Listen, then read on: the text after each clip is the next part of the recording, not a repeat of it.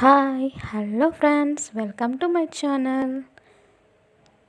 కచ్చా tomato curry ఎలా చేసుకుందామో ఇప్పుడు చూసేద్దాం.